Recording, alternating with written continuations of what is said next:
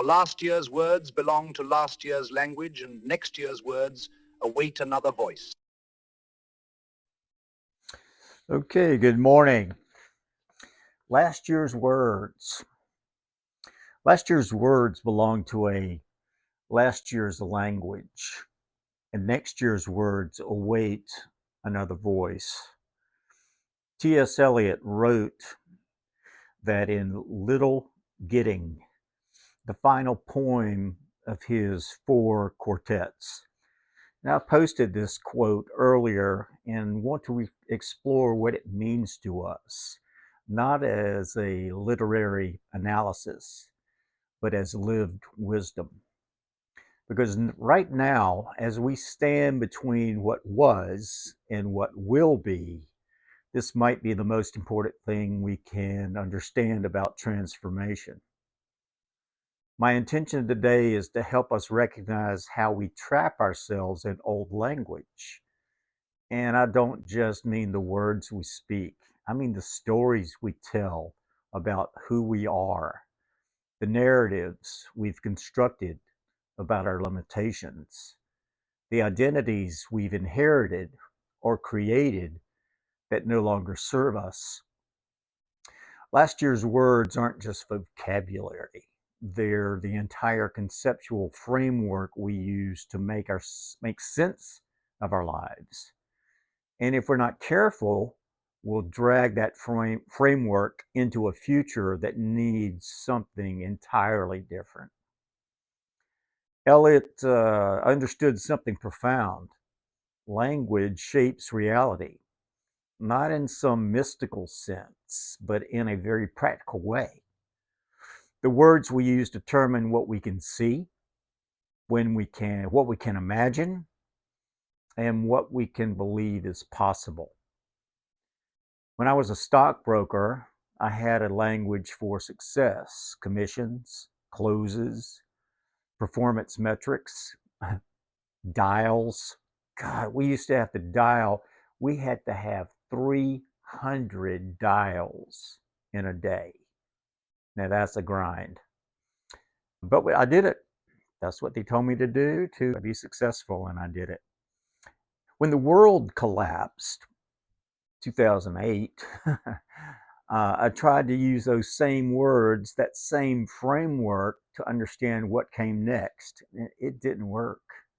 Last year's words belong to last year's reality. And that 2008, 2009, that was a dark period for a lot of us. But I had to wait for another voice. And that voice turned out to be my own, but transformed. Not the voice that spoke in the language of accumulation and competition, but a voice that could speak about meaning, about service, about wisdom. This happens to us all. We go through a divorce or keep using the language of marriage. We leave a job and keep defining ourselves by the role we used to play. We experience loss and keep speaking as if nothing has changed. But something has changed.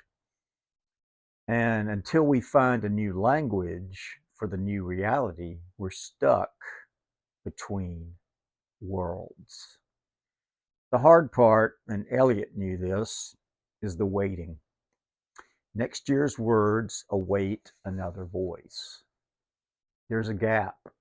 There's a silence, a space between the language we've outgrown and the language we haven't yet found.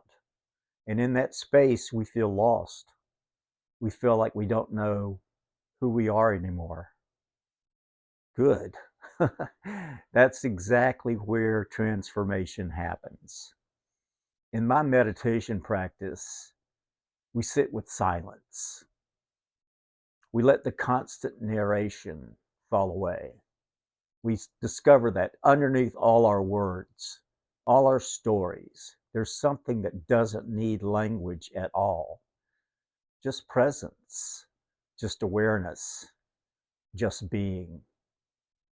That's where another voice emerges from.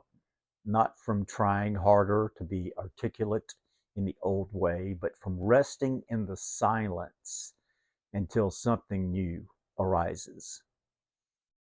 So here's what I'm asking us to reflect on. What are the last year's words you're still using? What stories are you telling that no longer fit who you are becoming? Maybe it's, I'm not good with technology, when you're actually learning and growing. Maybe it's, I've always been this way, when you're actively changing. Maybe it's, I failed, when you actually learn something invaluable. These old words become prisons. They keep us bound to identities that no longer serve us. And the invitation, the challenge, is to let them go, to sit in the discomfort of not having language for who we're becoming, to trust that another voice will emerge, not from forcing it, but from allowing it. I think of it as the unfolding. This is what the new year offers us, if we're willing. Not just a calendar change, but a genuine opportunity to release last year's language and wait patiently, openly, for the voice that speaks from who we actually are, now. So may we have the courage to let last year's words fade. May we trust the silence between what was and what will be. May we discover that transformation isn't about finding better words for the old self. It's about allowing a new voice to speak from a self we're still becoming. The words will come, but first we have to stop clinging to the ones that no longer serve us. If you found this video useful, I'd love a like, a subscribe, a repost, all that stuff, and you can find more at wardhammond.com. Thank you very much.